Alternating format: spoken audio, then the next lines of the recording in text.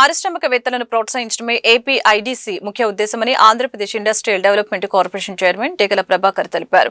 శనివారం తాడేపల్లిలోని ఏపీఐడీసీ కార్యాలయంలో చైర్మన్ డేగల ప్రభాకర్ అధ్యక్షతన కార్పొరేషన్ బోర్డు సమావేశం నిర్వహించారు. ఈ బోర్డు సమావేశంలో కార్పొరేషన్ యొక్క స్థితిగతులపై, భవిష్యత్తు కార్యాచరణపై పలు కీలక నిర్ణయాలు తీసుకోవడం జరిగింది.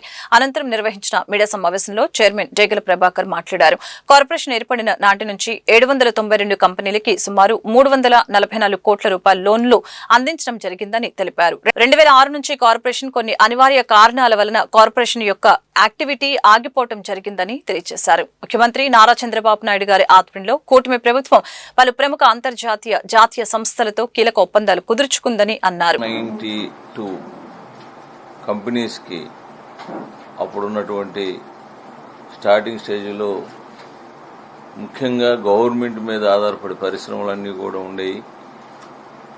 అప్పుడు ఉన్నటువంటి అవసరం బట్టి దాదాపుగా 344 క్రోర్స్, అంటే ఇప్పుడు దాదాపుగా 1000 క్రోర్స్లో వేసుకోవచ్చు. 344 క్రోర్స్ ఇప్పుడు వరకు ఏపీఐడిసి నుంచి పరిశ్రమలకి లోన్ల ద్వారా ఇవ్వటం జరిగింది. కానీ దురదృష్టవశాత్తు కొన్ని కారణాల వల్ల 2005 నుంచి ఏపీఐడిసి గ్రోత్ ఆగడం జరిగింది. పూర్తిగా 2005-6 నుంచి స్తంభం చేయటం జరిగింది. అంటే దానికి ఒక కారణాలు కూడా చాలా ఉన్నాయి. ఎందుకంటే ప్రైవేట్ సెక్టార్లో, బ్యాంకింగ్ సెక్టార్లో చాలా విస్తృతంగా వచ్చేసినాయి.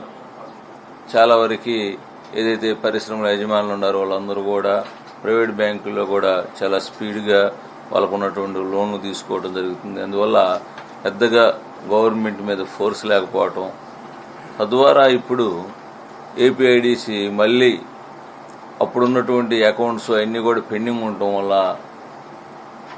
గత ప్రభుత్వాలన్నీ కూడా ఏదైతే అంతకుముందు 2005లో ఉన్నటువంటి కాంగ్రెస్ కానీ, పోయిన ప్రభుత్వం ఉన్నటువంటి వైసీపీ కానీ దీన్ని అన్నీ కూడా ఏది పట్టించుకోకుండా ఏపీఐడిసి అనేది పక్కన పడేయటం జరిగింది.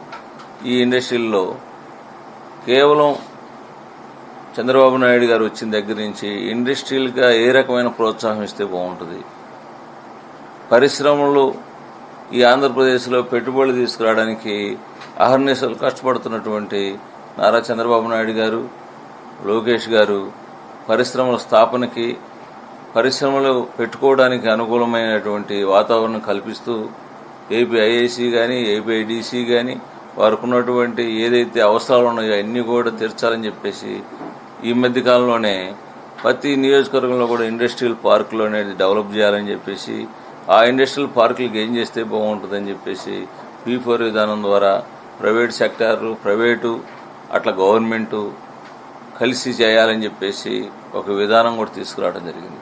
ఈ 175 నియోజకవర్గాల్లో ఇండస్ట్రియల్ పార్క్ డెవలప్ చేయడానికి కావాల్సినటువంటి ఇన్ఫ్రాస్ట్రక్చర్ అంతా కూడా రెడీ అయింది. కానీ ఏపీఐడిసి కూడా ఇప్పటి నుంచో కూడా మరి ఇది స్తబ్దగా ఉన్నటువంటి ఏపీఐడిసిని కూడా మా అందరిని కూడా మరి చంద్రబాబు నాయుడు గారు ఈ రోజున మమ్మల్ని అందరూ కూడా చైర్మన్గా అట్లానే డైరెక్టర్లుగా